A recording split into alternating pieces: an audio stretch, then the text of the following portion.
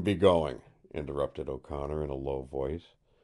"If you were on your feet, Kent, there are a number of things that wouldn't be happening.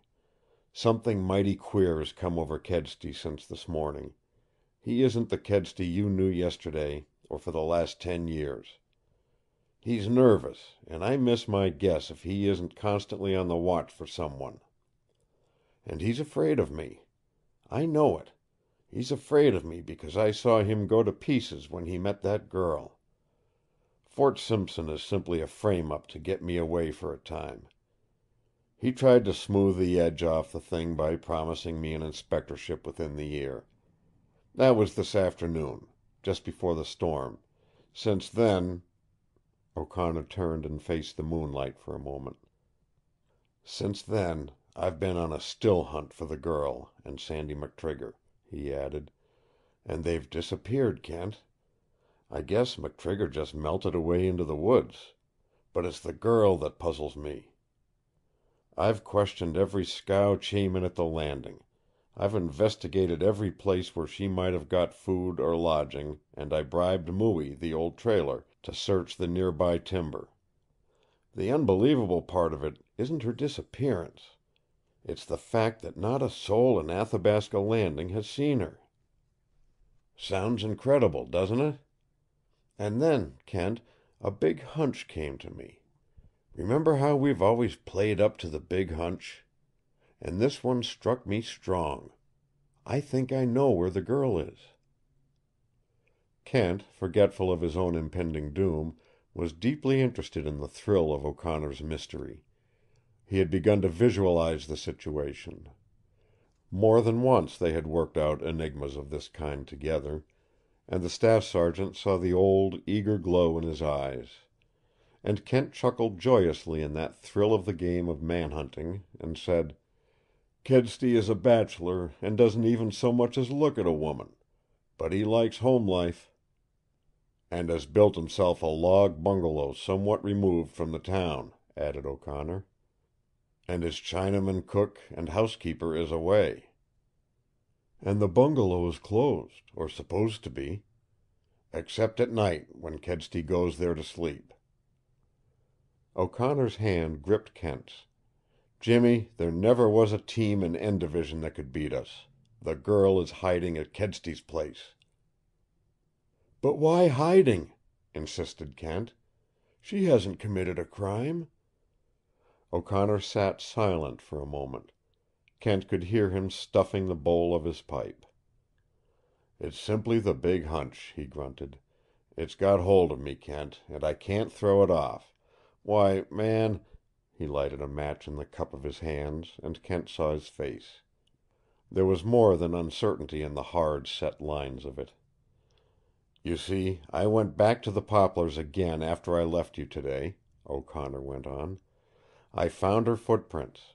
She had turned off the trail, and in places they were very clear. She had on high-heeled shoes, Kent, those Frenchy things, and I swear her feet can't be much bigger than a baby's.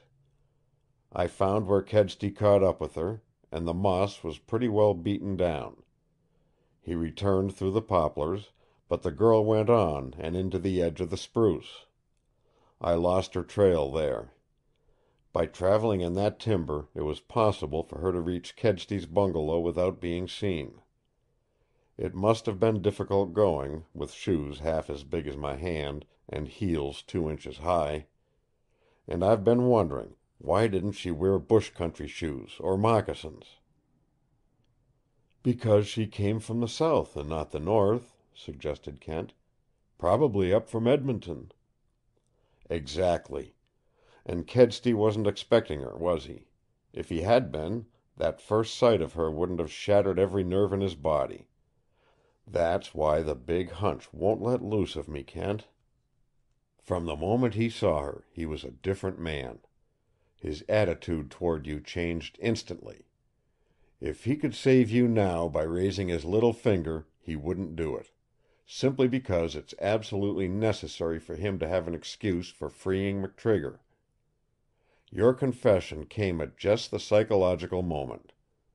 The girl's unspoken demand there in the poplars was that he free McTrigger.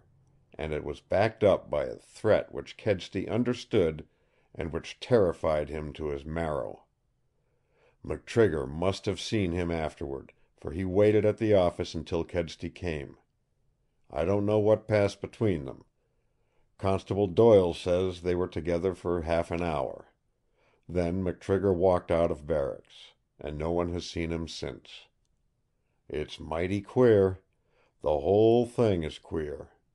And the queerest part of the whole business is this sudden commission of mine at Fort Simpson." Kent leaned back against his pillows. His breath came in a series of short, hacking coughs. In the star glow O'Connor saw his face grow suddenly haggard and tired-looking, and he leaned far in so that in both his own hands he held one of Kent's. "I'm tiring you, Jimmy," he said huskily. "Good-bye, old pal. I " He hesitated, and then lied steadily. "I'm going up to take a look around Kedsty's place. I won't be gone more than half an hour, and will stop on my way back. If you're asleep—" "I won't be asleep," said Kent. O'Connor's hands gripped closer. "Good-bye, Jimmy." "Good-bye." And then, as O'Connor stepped back into the night, Kent's voice called after him softly, "I'll be with you on the long trip, Bucky. Take care of yourself, always." O'Connor's answer was a sob that rose in his throat like a great fist, and choked him, and filled his eyes with scalding tears that shut out the glow of moon and stars. And he did not go toward Kedsty's, but trudged heavily in the direction of the river, for he knew that Kent had called his lie, and that they had said their last farewell. End of chapter 3. Recording by Roger Moline.